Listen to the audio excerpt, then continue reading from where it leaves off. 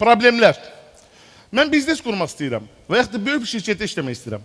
Amma problemlər var. Mən keçən çıxışda demişdim, mamam məni döyməyə çağırında bıçaq tulluyurdu. Mən indi anamı hər gün yığıb, mama qurban olun, bir ehtiyacım var mı deyirəm. Siz travmam var deyirsiniz. Valideynim mənə səsini ucaltdı.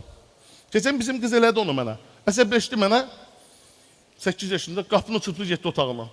Getdim qapını açdım, çıxartıb qoydum koridora. Dedim bir ay otağın koridor qapısız qalsın, görəcəksən. Yəni ki, travma sadəcə özünüzü haqlı görmə səbəbidir. Hə, içimizdə mütləq ki, travmatik bir həyat yaşayanlar var.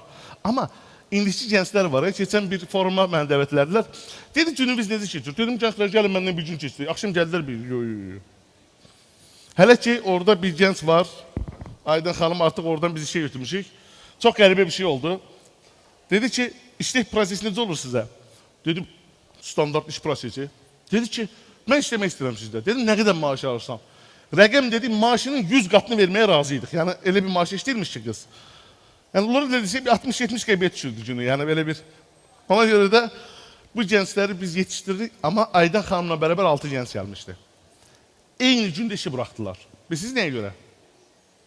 Xəyalınız və məqsədiniz başqadır. O, bayaq göstərdiyim videolar var, ha. Biz onun heç birini yaşaya bilmirik ki. Mən evə 4-də gedirəm, səhər 8-də, 9-da işdə olmalısan və təsəvvür edin, 200 nəfərin problemini əldə edirsən.